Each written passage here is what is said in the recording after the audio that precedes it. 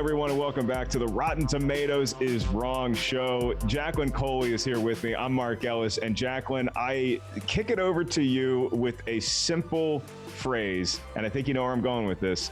Yoo-hoo. I'll make you famous. This is the day. This is the day that I've been waiting for since August of 1990, and I'm sure you share my enthusiasm. Sir. Yeah, let's finish the game. Let's finish the game, and that game will be finished with Jacqueline, myself, and our very special guest today, Mr. Alan Ruck, who will be talking with us about Young Guns 2. He plays Hendry William French / Buckshot George for a brief second there in Young Guns 2. The movie came out, like I said, in August of 1990. And Jacqueline, a crime against humanity, and particularly the Old West, has been committed here because the Tomatometer says that Young Guns 2, which I thought was like 40% a couple months ago, it's now down to 29% rotten. It does rebound with the audience score at 66%, but I hope Alan Ruck is on the same page as us where this movie deserves in Freshville. I hope he is. I mean, he's the one that picked this. I know anyone listening to the podcast is going to assume that you and I stacked the deck and gave him like 10 choices, 8 of which was Young Guns 2, and the other 2 were like Paddington 2. Anyway, no, we know this is his choice, and I agree, man. It is a crime. It is a travesty, although not surprising because again, the original was 40-something% rotten, and Westerns usually don't fare that well. But we know better. We know better. It was one of my gripes about the celebrated Rotten Tomatoes book. That was sort of the Rotten Movies We Love is the name of the book, talking about rotten movies that we still celebrate. Young Guns 1 is in that book with an essay. And I told our editor-in-chief at the time, Joel Mears, that I want to write Young Guns 2 when the sequel to that book comes out. So that dream still alive. And again, Alan Ruck is our special guest. We're going to be joined with in just a little bit here. And you know him obviously as Cameron from Ferris Bueller's Day Off, Young Guns 2. For Jacqueline and I, he currently stars in the hit HBO show Succession. He's also been in everything from Star Trek Generations. He was in Twister. This guy, when you think about everything that he's done, I'm glad that we get to talk to him about Young Guns, but he can come back for a lot of different episodes. Well, you said that there's a lot within the world of Young Guns too. And just fair warning, everybody, at the end of the interview, hopefully if I get time, I need to ask him about this poster conundrum that I'm in right now. I have a Young Guns 2 poster. It's not with me. If you keep listening, you'll hear the reason why. Yes, Nathan, I'm talking to you. Your property, basically. I don't really know if you can call it yours. You could say that you have. It's sort of like my mortgage. It's like the bank really owns it, but I'm the one that has to pay the bill. Like that's where you are right now. An outlaw to get this poster back, and I am willing to do so. I'm willing to take this and go right down to Old Mexico and live out the rest of my days. But let's talk about Young Guns 2, Jacqueline. You have the joyous task of giving us the synopsis for Young Guns 2. What is this movie about for anybody who hasn't seen it yet? Yeah, first of all, shame on you. But yes, Young Guns 2 is the seminal follow-up to the amazing hit Young Guns, which sort of details Billy the Kid's emergence from the Lincoln County Wars, which was a territory cattle wrestling war. That's the events of the first one. In the sequel, we find Billy still on the run, making a name for himself as Billy the Kid, and he's essentially trying to get the gang back together. Doc and Chavez are being held, awaiting hanging. He's trying to make a deal with the governor so he can get pardoned and maybe live out his days somewhere. And in doing so, he enlists some new faces like Christian Slater playing Arkansas Dave Rudabaugh. Also, our illustrious guest today, Mr. Alan Ruck playing Hendry William French, and a host of other folks, including his former partner, Pat Garrett, the man who is credited with killing him on the hunt to sort of bring him to justice. That group bringing him to justice also includes a before he was famous but still awesome Viggo Mortensen.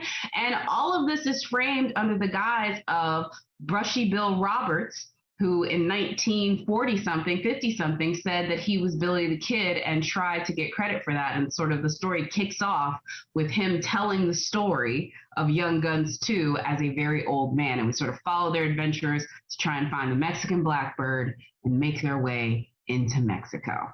And he's telling the story to a young Bradley Whitford. So to a young Bradley Whitford before The West Wing, but after Revenge of the Nerds. as my friend Greg from college would say, a phenomenal cast. And so that's who we're going to be talking Young Guns 2 with, is one of the members of that great cast. But before we do, it's time to hear what the critics were saying at the time of Young Guns 2, because I can't imagine why this movie was rotten to begin with. And the fact that it sunk to 29% is a crime against all cowboys and horses alike. So let's get to 2 minutes with Tim. This is our segment where Tim Ryan gives us the breakdown on what the film reviewers were saying at the time of the movie's release. Tim, take it away. 2 minutes with Tim. I'm going to start by reading a quote from a July 22nd, 1881 New York Times article about the death of Billy the Kid. In appearance, Billy was one of the mildest persons imaginable. His soft blue eye was so attractive that those who saw him for the first time looked upon him as a victim of circumstances. In spite of his innocent appearance, however, Billy the Kid was really one of the most dangerous characters which this country has produced.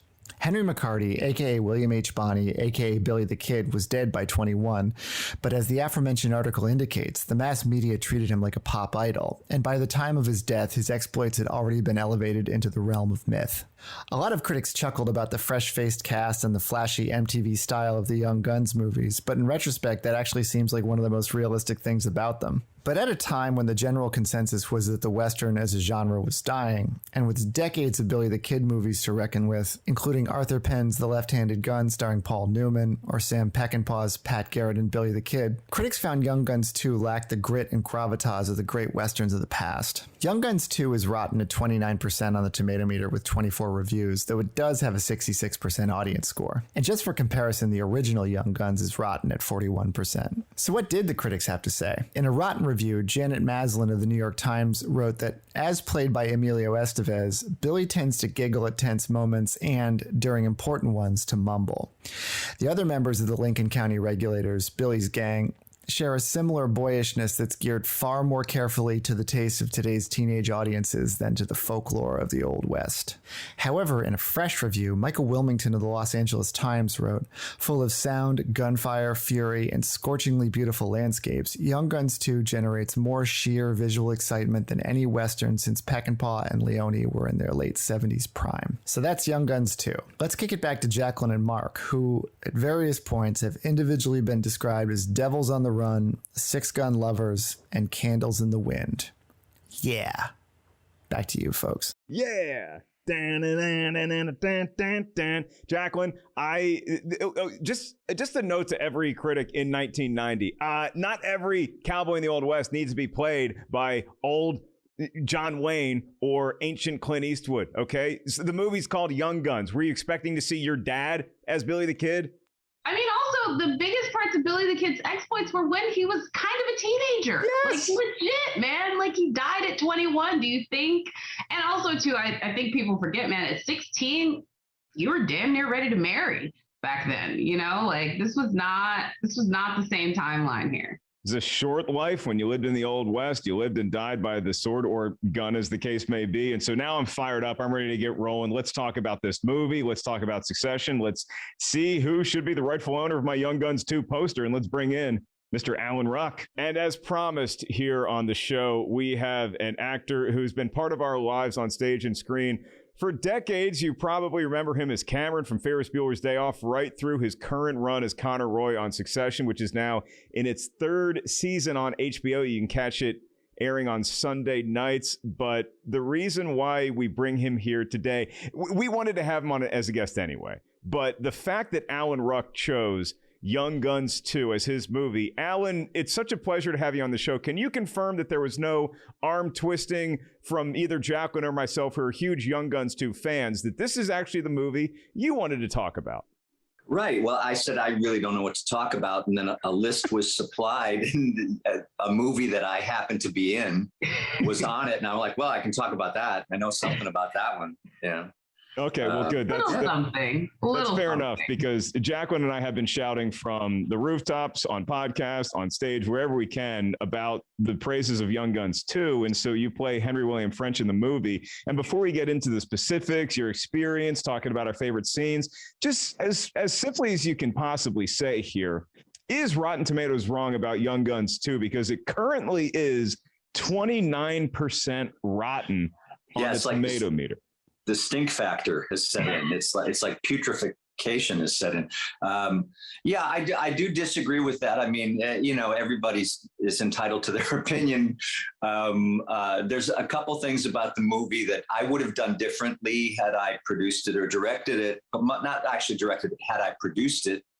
But mostly, I think it's a pretty good Western, and I think there's some amazing actors in it. So I do disagree with the 29%. That's bad. I mean, that's pretty low. Yeah, and it just dropped again recently. I remember it being dropped again or 30s, and so. But this is why we do the show here, and it's great having you on the team, because I want to say that, Jacqueline, we probably took Sister Act 2 up at least 10 or 15 percentage points, and so I think we can do the same for Young Guns too. I agree. That's amazing. That's amazing. I want to be part of this. Okay. Yeah. Also, we might add, the original is not exactly a sterling example of freshness either, and it got a sequel. So let's just be honest. They knew what they were going into this. So I'm like, whatever. This is a fun movie. Yeah. I mean, 66% on the audience score. So the audience score is fresh, which is sort of the redeeming value of Young Guns too, is that it was made for us audiences, and we do indeed love it. Jacqueline, what would you say? Is Rotten Tomatoes wrong? I assume I know your answer.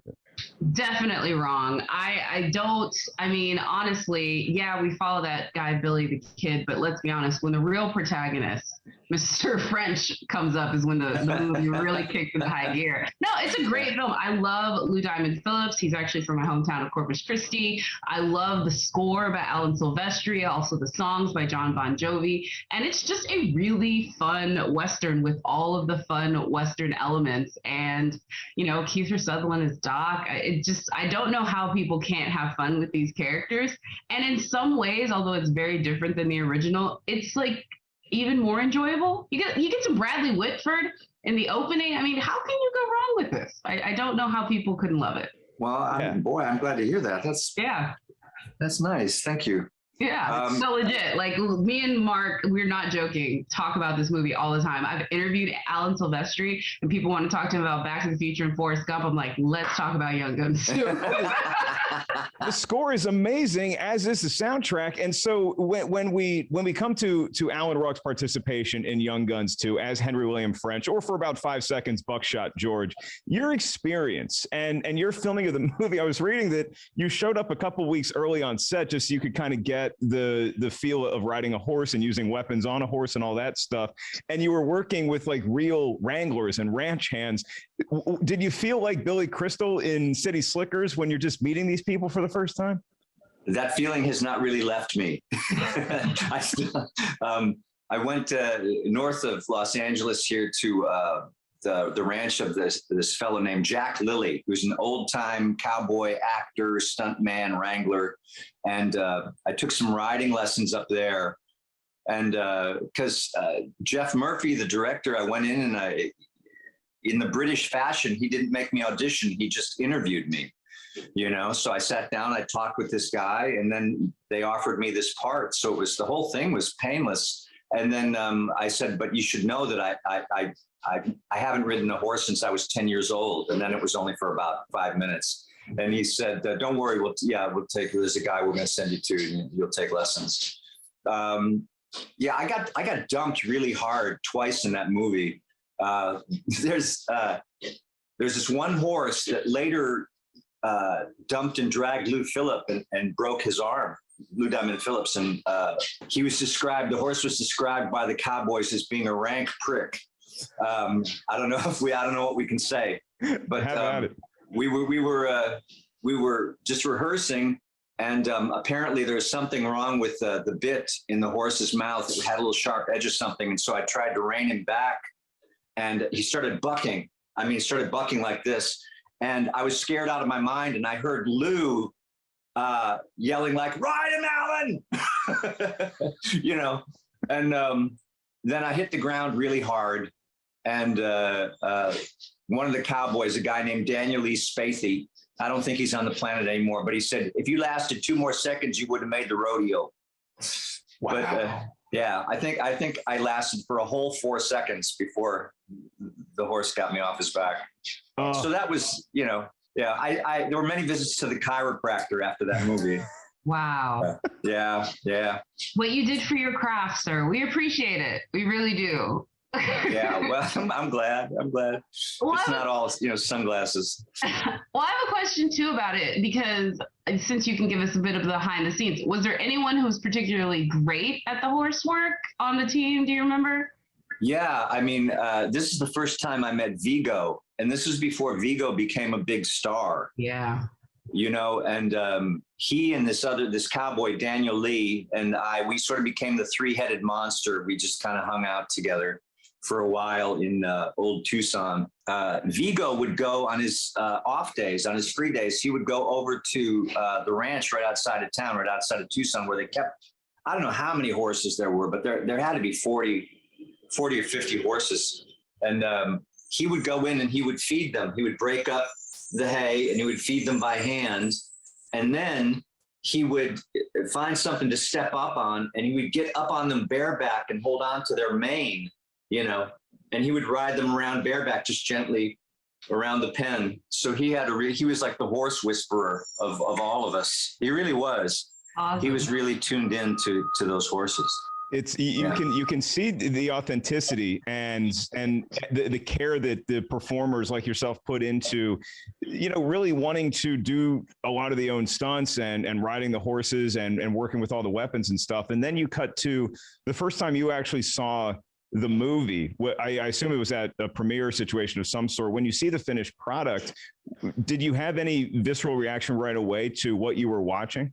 Yeah, I mean, the truth was, in that movie, I played the sad, sorry guy, and that's not who you want to play in a Western. You want to be the guy like Christian Slater had a scene where he rode his horse through a plate glass window and started shooting people. That's really who you want to be. You don't want to be, the grieving widower. It's not that exciting in Western. But I thought it was really, well done. I thought Jeff Murphy did a great job. I thought it was beautifully shot. That was Dean Semler, I believe, was a cinematographer, and just world-class cameraman.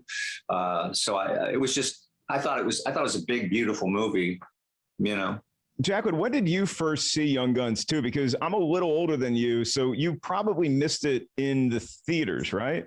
Yeah, I didn't see this one in the theaters because I think I was like 7 or 6, 7, 8, somewhere in there. It says 7 when this came out. And my mom was definitely not about it. But we had a great thing, which it's called Encore Stars now, but it used to be called Encore, just like plain Encore. And the main thing they played on that was Westerns, a lot of like things from like the early 70s. It was old movies, but it was old movies that were not on TCM, but around the same time period. So like TCM was all the like very highly rated stuff. So like Encore did everything else. And I saw it on Encore, and that was great because I got to see all the cursing and all of the like nudity stuff. It wasn't like the TNT version, which I've watched since then. It's not as good. Yeah, I loved it. I thought it was like, I was initially like shut down for it. And then also because I was an MTV kid, I did get to watch then Bon Jovi and then perform at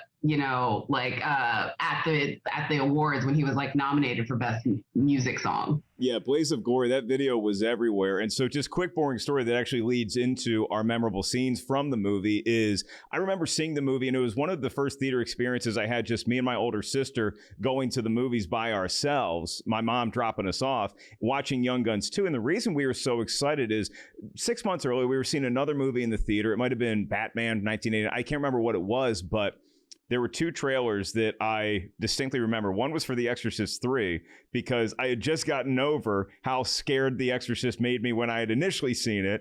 And then, it's been 17 years since you walked these steps. And I'm like, damn it, we're doing this again.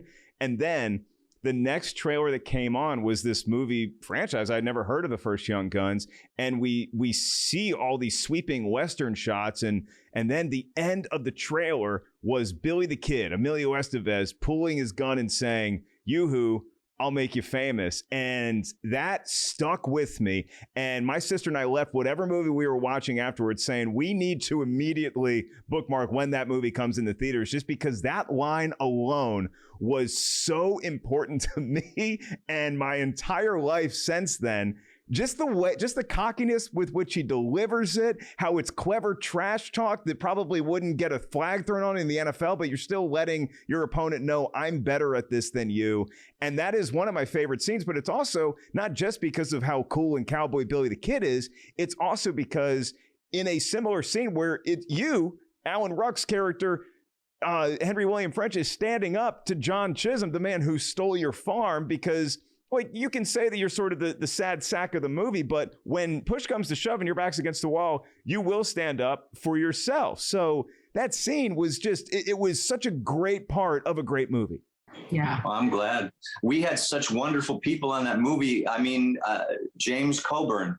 Yeah. Come on. We had, Billy Peterson, I knew from Chicago, from my days in Chicago. So that was really fun to have him playing Pat Garrett. And we had Leon Rippey, we had Tracy Walter, we had Jack Kehoe, we had Scott Wilson. Yeah. I mean, these are like some really big Hollywood heavyweight character actors, and then James Coburn, I mean, movie legend. So yeah. So what was it like? Yeah, I was gonna say, what was it like going, giving it to James Coburn in the scene? Like, I just imagine that's on my highlight reel for forever. Okay, I've never told this, but anyway, between takes, I was doing it like, down home hillbilly accent, and Coburn leaned over to somebody and he said, "I love what he's doing." And so I was like, wow, that'll carry me for 30 years. Oh, I love that. What's a scene for you, Alan, that stands out if you're just watching the completed film and you say, oh, that was the scene that really elevates the picture? There's a number of moments. I don't know if I can just pin it down to one. There's a scene where it's a slow push in on Billy Peterson as Pat Garrett. And I can't remember the context now, but he's really conflicted. He's scared. And he's really a fine actor, Bill. And I think a trap with playing these legends is that they can, it's just like, oh, here's the guy that, was the fastest gun in the West or whatever. And you can fall into cliches. But I think what everybody did in that movie was bring a human element to it. And so when people were scared, they let you see it. It's like, yeah, they still went ahead and drew their pistols, but that didn't mean they weren't scared out of their minds, The different comedic bits that ran through the film, like Jack Kehoe kept saying, I need to stop. I need to have a movement. I need to have a movement, right? And then something happens and scares the hell out of Vigo's character, and he just quietly says it in his Vigo way, I think I need to have a movement. I just thought I think John Fusco did a really good job with that screenplay. I thought it was entire and complete.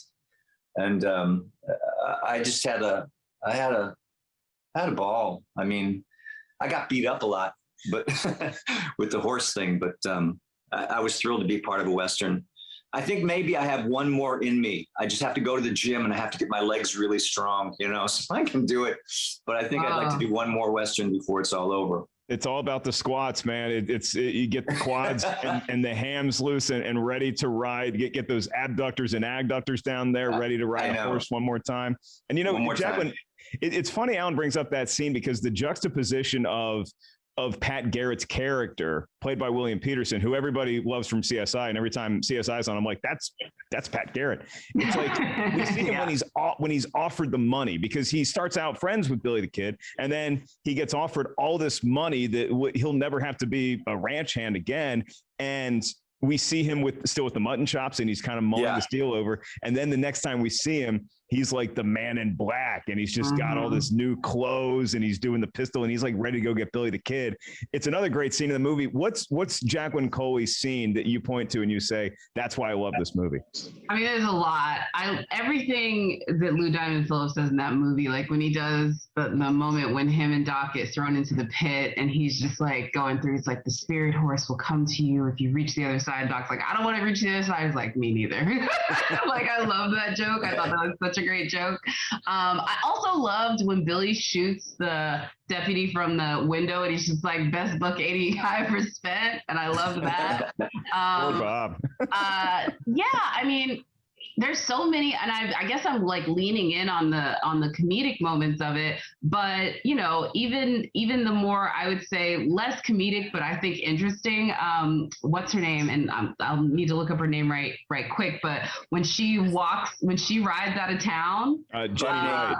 Yeah, just like, sis, get it. Those roles for women in those movies are very limited to begin with, but I just really loved that her riding out in that moment. Also, what's that character's name? Jane Greathouse? Is that right? What it was? Jane Greathouse, and she says, I think the town is White Oaks, and she says, "You can kiss my ass." And then for a 10-year-old in the movie theater watching on the big screen, I'm not going to say that was my least favorite scene. No. Exactly. I'm sure you found that very interesting.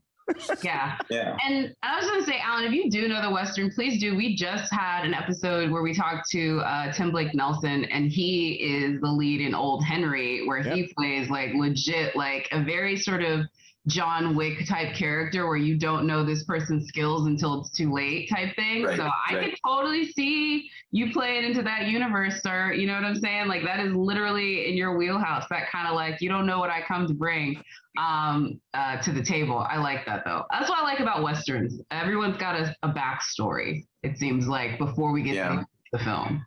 Well, their life was so hard. I mean, you just figure that the people that actually survived, they had something going on, even if, you know, you couldn't judge a book by its cover, but I mean, they had some skills, otherwise they never would have survived.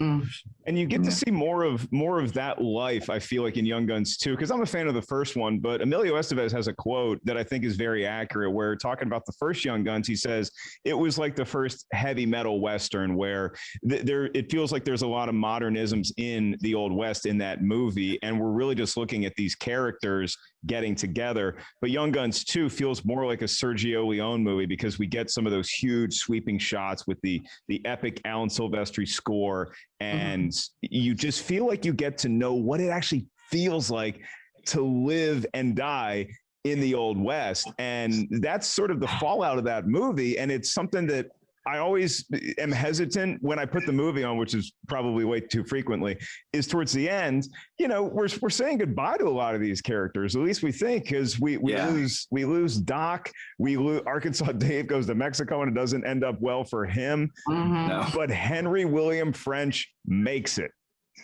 Yeah. Well, he stepped away at the right time. Hey, still brilliant. Listen, you got to know when to hold them and know when to fold them. That's it. It's like, wait a minute. This is a really fun ride, guys. But here's where I get off this particular train. It was really exciting. Poor Lou, that same horse that dumped me in rehearsal. They were doing this setup where they're breaking Chavez out of jail. And so Lou's hands were behind his back and tied. And so he didn't have any way to get to his bridle reins.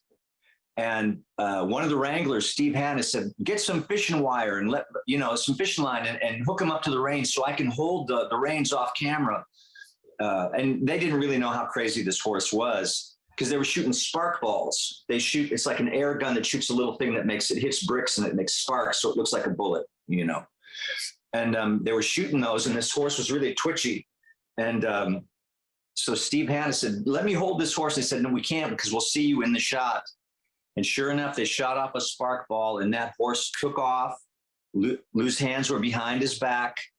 He fell off the horse, but one foot was stuck in a stirrup and was dragging him out into the desert. And the only reason, where were we at that time? We were in New Mexico. And the only reason he didn't get dragged to his death is because his arm hit a wagon wheel, a parked wagon, shattered his arm. But that was what loosened him up from the horse. Otherwise, he would have been dragged to death in the dark. We never would have found him, probably until a day later, you know. Whoa. And we were supposed to go out to dinner after. He was going to call me up when he got off work, and we were going to go out and grab something to eat. Apparently, Lou the badass said as they were putting him in the ambulance, he said, tell Alan I won't be able to make it for supper.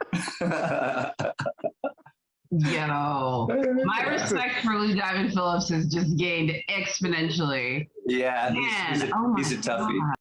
Well, that's sort of like the movie theme itself. Like that's pals for you. You know, that's really just willing to stick it out for your friends. And when you look at this in the because that scene is also another one of my favorites because of that one look that you see on Lou Diamond Phillips's face as Chavez, where it's this lynch mob and they're coming to exercise the mob justice so that the town or the politicians don't have to get their hands dirty with these outlaws. We're just going to have a mob do it. But Billy is disguised as a lynch mobber and he brings some of his boys with him instead. And the look on Chavez's face when he hears the laugh, because the first time that Doc gets thrown into the pit after he gets, taken away from New York, he asks Chavez, where is he? And speaking about Billy, and they don't have any clue where he is. And when he hears that laugh, it's just, you see that it's a quick moment, but you just see all of these emotions and these feelings of riding with the regulators wash over him in that one scene. And then, as you said, all hell breaks loose and bullets are firing and Arkansas Dave is riding a horse through a plate glass window. And that's the kind of stuff that you love seeing in Westerns right there. Yeah, absolutely. I was very envious of Christian Slater. Actually it wasn't him, it was a stunt man, but it's just that he was the guy that got to ride through plate glass window. I was just about to say, don't get me wrong, he was awesome in Heathers and in Cuffs, but I just don't think that he had built up those much, No, and you want to leave that to the professionals. Even guys that do their own stunts, they know when to say when. And, there's some things it's like, just leave it to the people that really know how. Yeah. It's something that I've always wrestled with about the mythology of Billy the Kid. And I love the way that this movie's framed with old brushy Bill Roberts and was he or wasn't he actual Billy the Kid? But it's a conundrum, right? Because he's not a hero. And the one rule my mom had when she dropped us off at Young Guns 2, I still remember saying like, okay, kids, just remember, he's not a hero. He's not a good guy. So as long as you know that, I guess he's like an anti-hero, but I even have problems calling him that because the whole premise of Young Guns 2 is he's leading y'all on a wild goose chase that ends up being something that he invented. And so there's that question of when are you a good leader versus when are you just wanting to hang out with your friends and leading them down the wrong path? How do you rectify these movies that sort of celebrate Billy the Kid? Or do you think that they do a good job of kind of showing the real person that we think we know? Well, one thing that I think Young Guns 2 does well is it shows how corrupt the powers that be are. And so whether Billy the Kid was a hero or whether he was a bad guy, he was both. But the truth is that he stood up to some people who should have been doing a better job as public servants, and they were thoroughly corrupt. And so I just think he wasn't about to let anybody like that tell him how to lead his life, or, a true rebel. And I think that's one thing that the movie does really well. It shows that, well, maybe these guys were wild and maybe, they got in gunfights and some people got killed, but the circumstances they were in, there wasn't much of a choice. It was either do that or lie down and let people walk all over you. Yeah. The governor, that whole storyline where he basically lies to him, I thought that was really interesting too. Just like the idea that he was just like, I should have dusted his excellency when I had the chance. I agree. Also, even Colburn's character, men of that time, because he was the richest man in the territory, when he says, I am New Mexico, he wasn't like hyperbole. He really was at that point. He could do whatever. There was no law. There was any repercussions to him just because he was the man in the area with the most money, which I think, it's kind of a Robin Hood tale in that way. Absolutely. And these you just realize that things have always been this way. In the old day, wherever people wound up being, whoever the baron was or whoever the landlord was, or in the old days, it was kings and queens and emperors, and today it's captains of industry. And it's so the dynamic doesn't really change. The titles change, and maybe the different areas of the world change, time periods change, but it's the same struggle against people who think they answer to no one, and other people who say, no, you got to answer to me. Yeah, if John Chisholm was alive today, he probably would be building a rocket to go up to space for about 10 seconds and then maybe, right back down to Earth.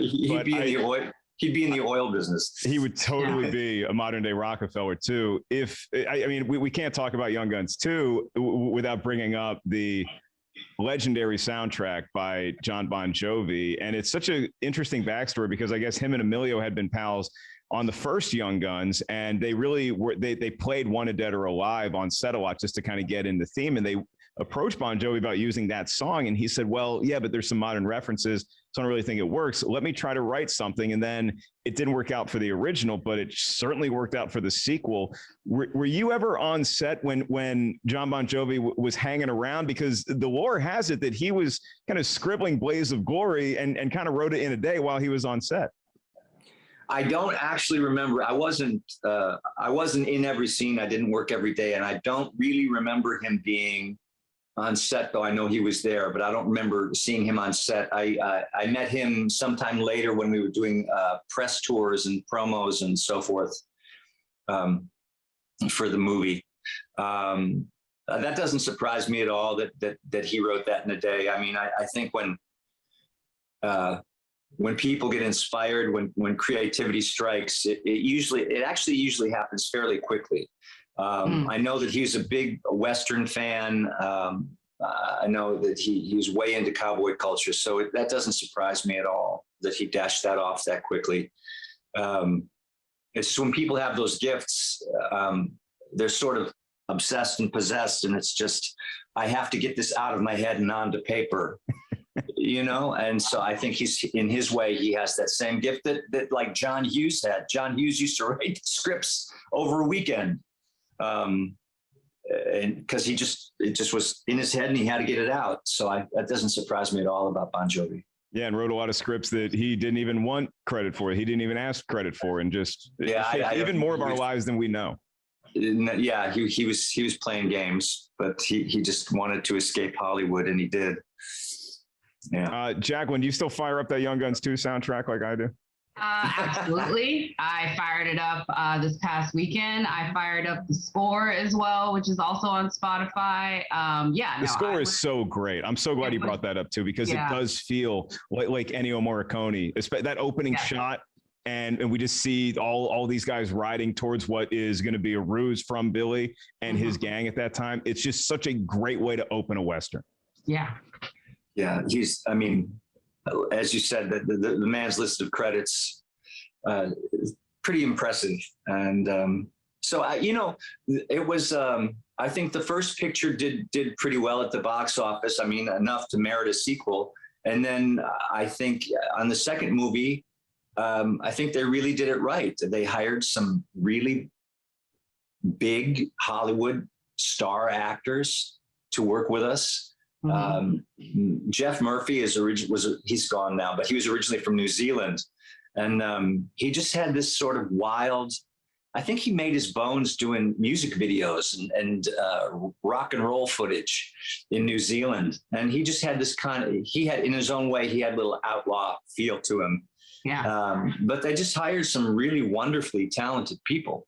And so I do disagree with this 29% thing. Hey, look, even back at the time, y'all got the last laugh because you guys worked on a pretty modest budget, but it was still a hit. Like, I mean, this was back in the 90s where any movie that got over 50 million was making some, you know what I mean? Making some in the box office. So, and look at the legacy of it. This is, again, not just a me and Mark loved thing. I know you have a few things that folks probably talk to you more than often, but do you like hold a special place in your heart if someone comes up to you and is like, they're not going to talk about Ferris, they're not going to talk about Succession. They're like, because I'm basically hoping that if I met you, you would have been like, she's cool because she wants to talk about Young Guns. You are cool. You are cool. And no matter what, but but do you get those folks? Like, do you get? Yeah, I haven't done this in a while, but I used to go to those autograph shows, like Star Trek conventions and so forth. I was in a Star Trek movie once, And so it's just, you know, it's shameless. You just go and, you know, you sell pictures of yourself. But every now and then somebody would come up with a photo from Young Guns 2. And it was like, oh, look at you. That. Yeah. You know, because it's definitely only now and then, but it's always refreshing.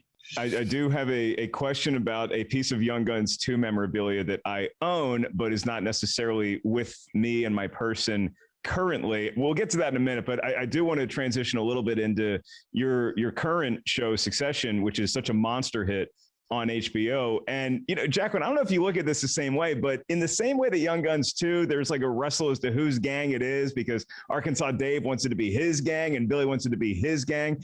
I kind of feel the same thing with all of Logan Roy's children, where they're all sort of vying for the company, and maybe that would have been a gang in the Old West. So because Alan, you've been in so many great ensembles over the years, what is it about this particular group of folks that makes Succession so special? I actually think they're such despicable characters. They're really the worst people on planet Earth. I mean, they're really terrible. They really are.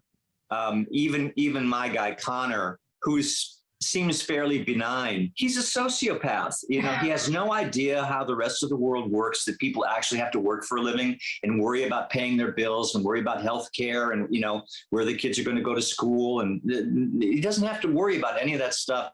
Has no idea that what regular people go through.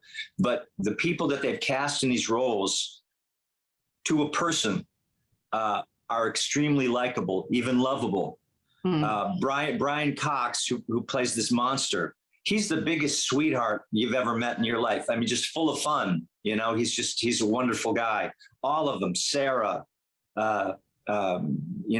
Jeremy, Kieran, they're just, Matthew McFadden, who plays Tom, they're just really funny, lovable people. And so there's just something about their innate likability that takes the edge off the extreme of who these people truly are, you know, and it draws you in a little bit.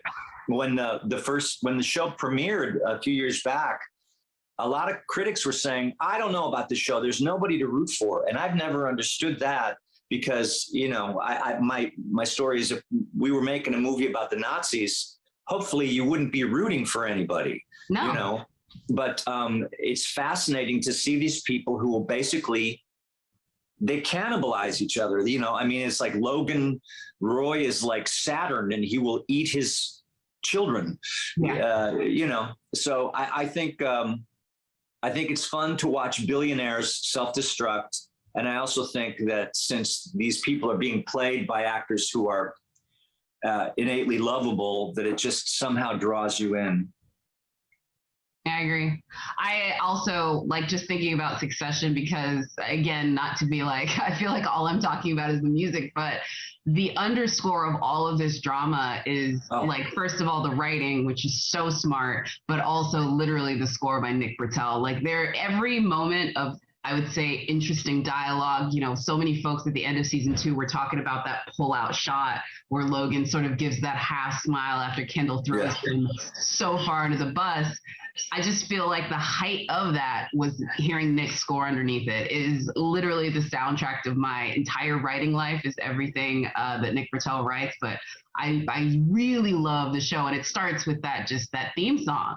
Like, I mean, that's somehow it's so bizarre. It's kind of like a bad dream.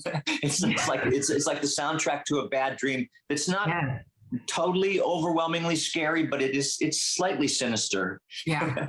It is a little weird. It's a little weird because that's the show I fire up on Sunday nights, right after whatever Sunday Night Football game just aired. Then I watch Succession, and then I want to prepare myself for bed. But you're right, the combination of that score with the opening sequence being like old timey home movies, that could very easily be the opening of a horror movie. Yes. It kind of is, though, if you think about some of the stuff these folks have done too, man. It's interesting too with Connor. I love seeing his sort of like, I'm not going to get my hands dirty, but he's obviously like so dirty about it. And my favorite thing from him was his disillusional chick, like trying to be an artist. I really felt like every actor on that set could relate to that person, because we all know that person.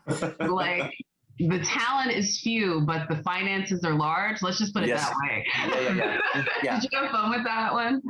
Oh yeah. I mean, she's Justine Loop is just so talented, and she's. I do most of my stuff with, or at least up to this point, I have done most of my stuff with Justine, and she's just so just wherever you go, she'll follow, or she comes up with great ideas, and so she's just, the back and forth is really easy.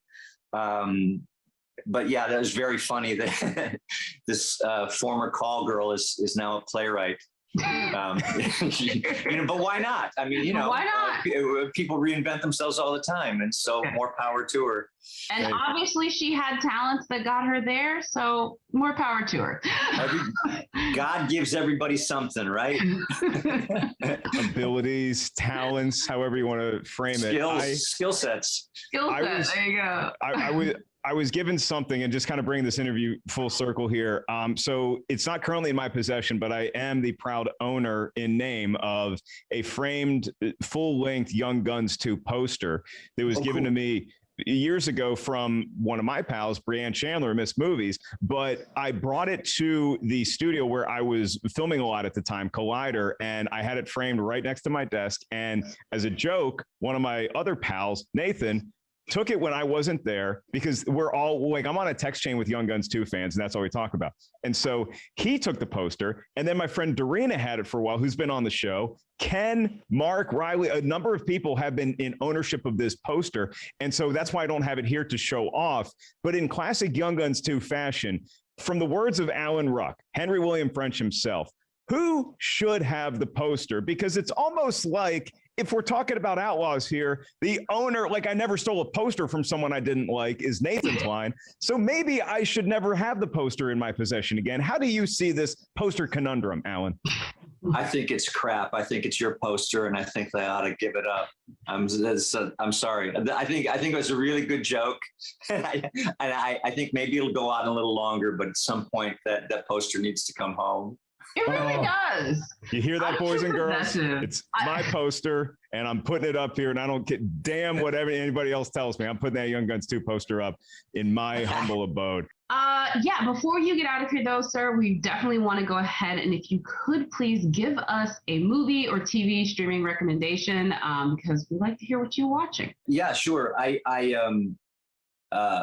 I got remarried some years back, and I have small children again. I have grown children, but I have small children. So I'm really tired because I'm like an old dad. And my wife and I, Mireille and I, don't get out that much. We're kind of in a babysitter drought right now. But not too long ago, we went to see Free Guy with Ryan Reynolds. Yeah. It was really, really enjoyable. And he can kind of do anything. Ryan, my wife worked with him. We know him a little bit, and he's just a really talented fellow, a really likable leading man. He can do anything. And it's a funny, wonderful movie, I thought. Same. There you go. Free Guy's the recommendation. And from Alan's own words, he said, maybe there's one more Western left in him. We'll have to wait on that. Could it be Young Guns 3? We'll have you back when that movie comes out. I'm going to start working on those abductors and adductors right now. Because I was going to say, Alan, have you heard these Young Guns 3 rumors? I heard there was some Emilio and the writer apparently had a meeting. Yeah, John Fusco had a meeting, and they tweeted out, "We're talking." So well, that's exciting. I will be about it. Listen, I will be about it. Kiefer made hideous fun of me on that movie because I wore that big old farmer hat, and they had two, one for me and one for the stunt guy. The stunt guy's name is Berkey Lilly. He's Jack Lilly's son. Big, strapping dude, Berkey, great guy. He's a stunt coordinator now. But the costumer gave the proper hat to Berkey, and they were off doing second unit somewhere. And my hat was much floppier. And every time we'd start riding like this, my hat would blow up like this. And Kiefer would laugh his ass off and say, "You look like you have a flower pot on your head." Because instead of being flat, it was just like, woo, like that. Oh my gosh. Yeah. You're looking like Curious George, the man in the yellow hat. Oh. Yeah, no, it looked like Yeah. You run off into the sunset and it looks like Goofy, just slowly disappearing over the horizon. Well, it was not Goofy. It was Buckshot George for a brief moment there, but Hendry William French, played by the great Alan Ruck. And Alan, thank you once again for gracing us with your presence. It was a blast. Thanks for having me. Thank you. Have a great day. You too, bud. Thanks so much. Well, Jacqueline, I can dine out on that for the next 30 years until we do get a proper sequel reboot of Young Guns. What a fantastic talk. And the fact that Alan Ruck was just so giving about stories from the set and stuff like that, it really made my week.